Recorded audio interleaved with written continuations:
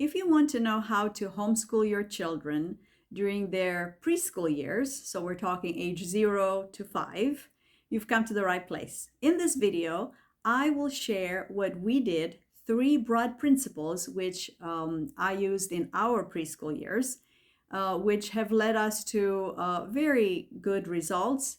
My children are now 17 and 14 at the time of the recording. And when they started kindergarten, each of them read at a high level. I want to say at least first grade level. There was one of them that read at third grade level.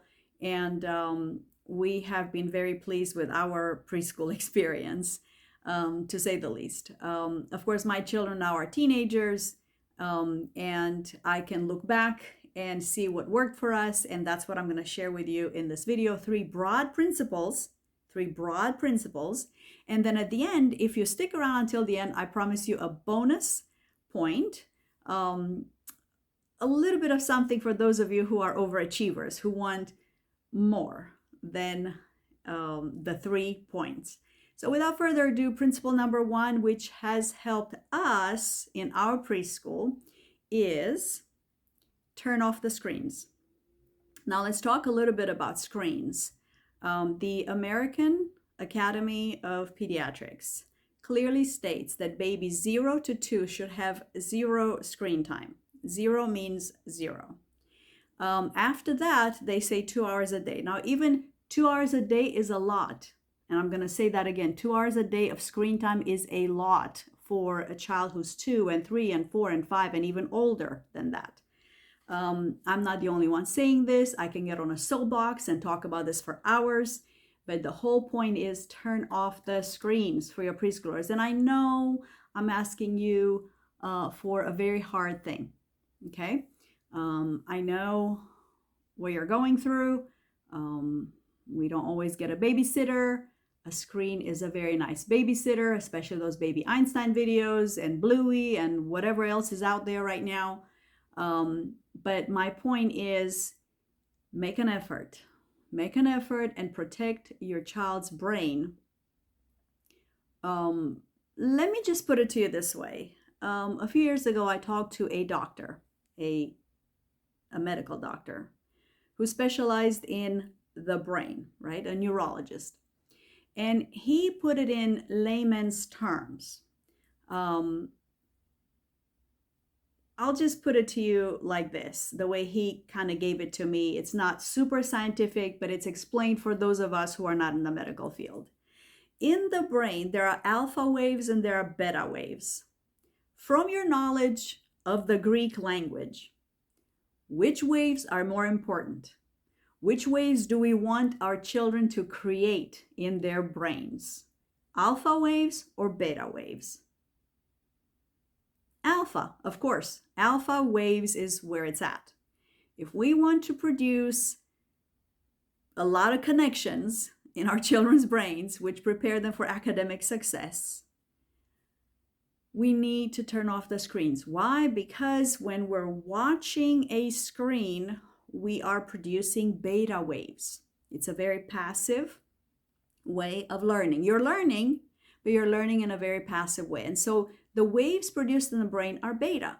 Now, if you're reading a material, if you are reading a book, and even if you are reading a screen, you are producing alpha waves in your brain. So imagine your children set up for success by being read to for the first 5 years of their lives, instead of just putting them in front of a screen for 5 hours a day, okay, or even for an hour a day.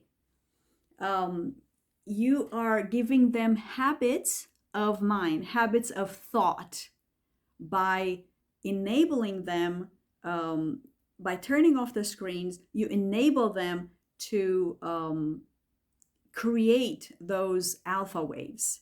And it's a habit. It becomes a habit. The more you do something, the easier it is to do, right? So the more you read, the easier it is to read.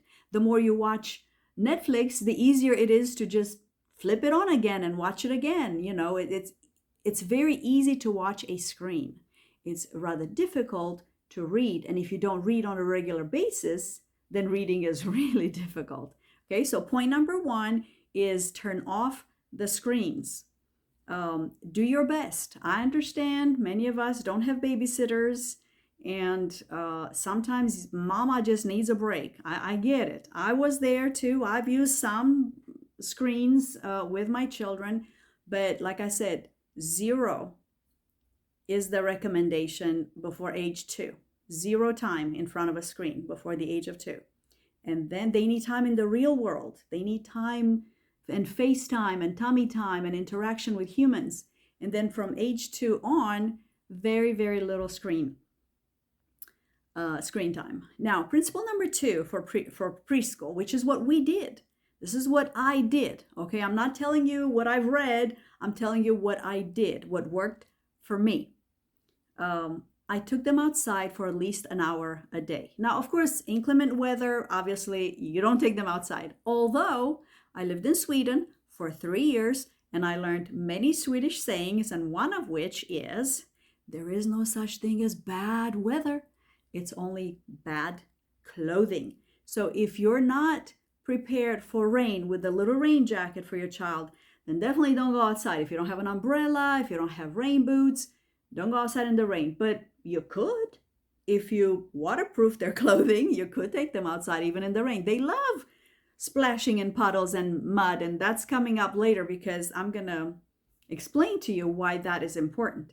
So being outside is principle number 2. It's very important. Turn off the screen, spend time outside.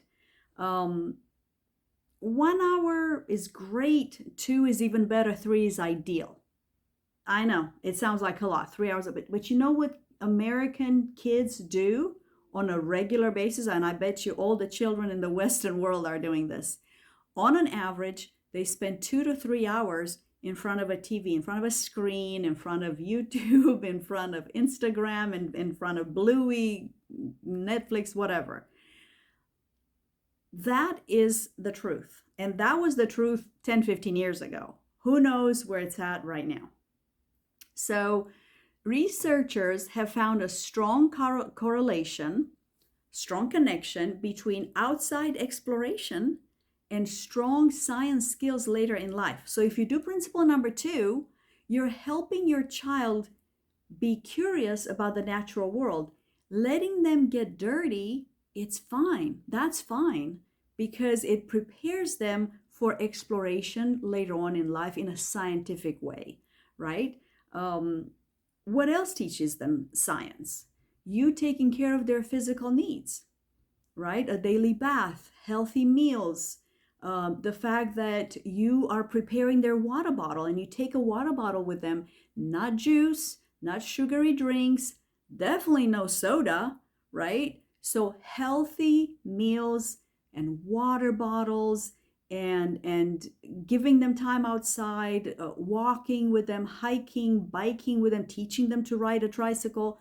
All these activities outside, all these activities where you take care of their physical needs are preparing them for science. And by the way, principle number 1, where you turn off the screens, that prepares their mind for math.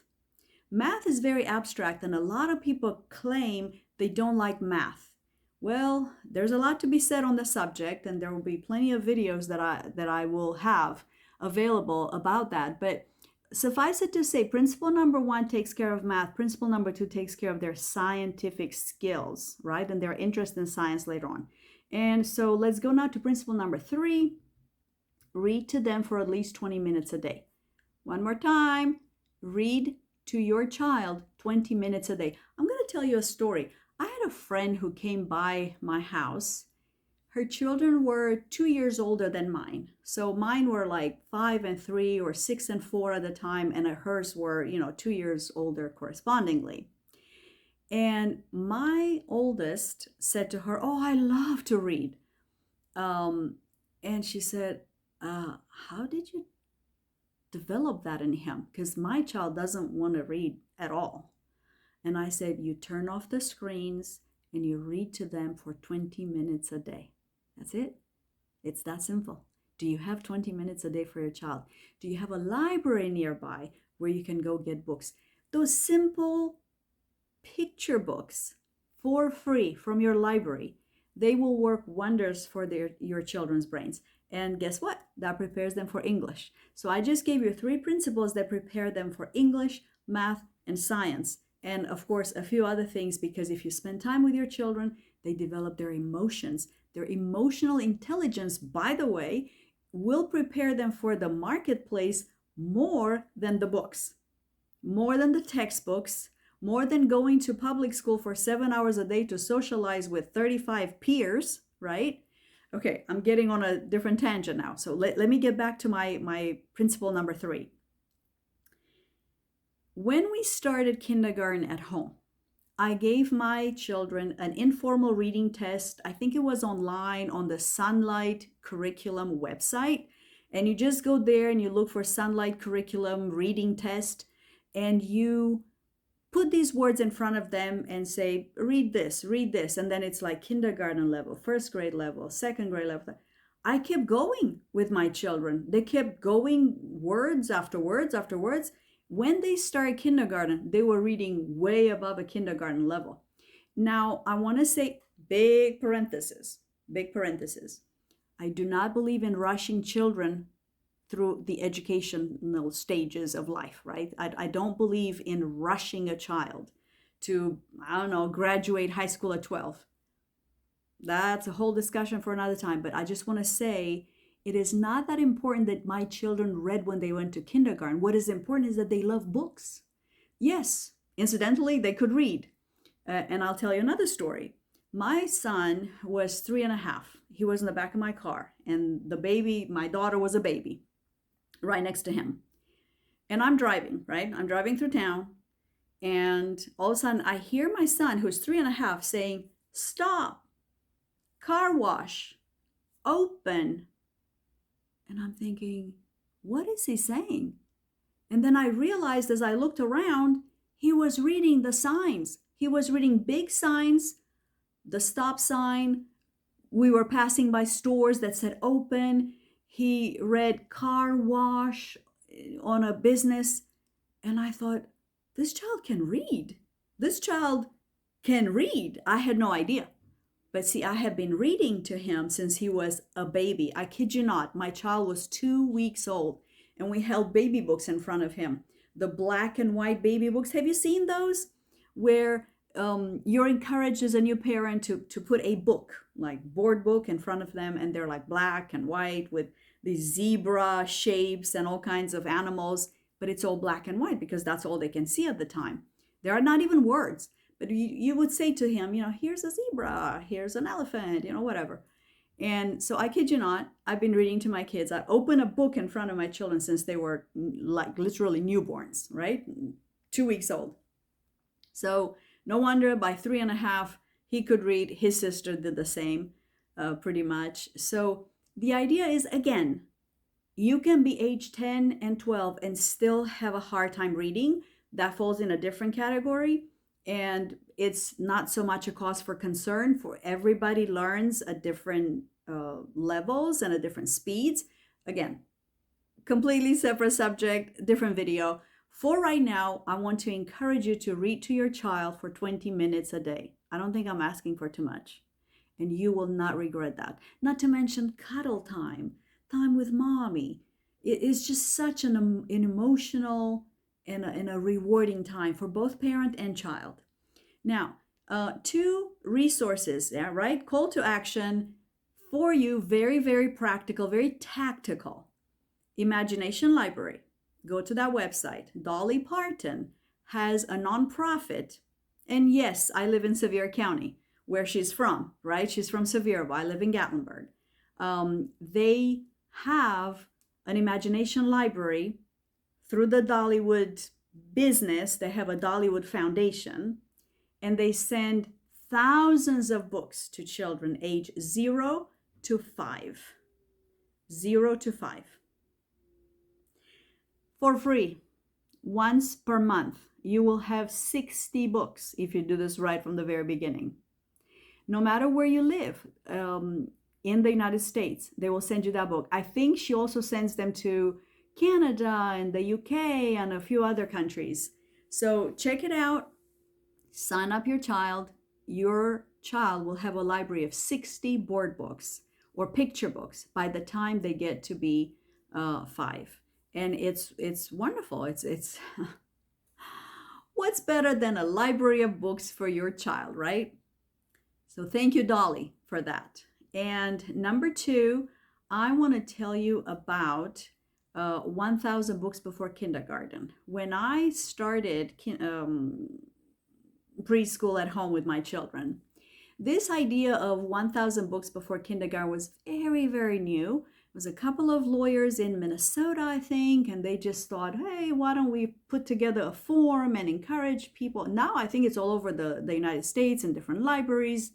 They have an app. They have a beautiful PDF that you can download from their website. It's called 1,000 Books Before Kindergarten. And here's the math, okay? You ready? So let's do the math together. You've got 4 books per week. 4 books per week. Times 50 weeks a year. We're going to give you 2 weeks of vacation for easy math, right? 4 times 50, that's 200 books a year. 200 books, little bitty books from the library for free, from the Imagination Library. And by the way, if you read one book 4 times, which preschoolers love repetition. They love repetition. So the same book read to them 4 times in a week times 50 weeks, that makes it 200 books per year, right? Repeat that 5 years, 200 times 5 years, that's 1,000 books before kindergarten. Not that hard. And you can do that in 20 minutes a day. So that was principle number 3, which takes care of their English, vocabulary, grammar, cuddle time with mom, so many interesting ideas about the world, colors. They're going to see animals and people and situations and the world of books. You open the world of books to them, principle number 3, and they will thank you. They will thank you later on because they will love reading. Now, if you've made it this far into the video, I want to thank you, and I want to reveal to you the bonus tip, which will help your preschool years be amazing and a great foundation for homeschooling in officially starting in kindergarten, right? And that is blocks, educational toys in the form of blocks, whether it's Duplo blocks or wooden blocks or blocks of different shapes and sizes or magnetic blocks that snap together with magnets.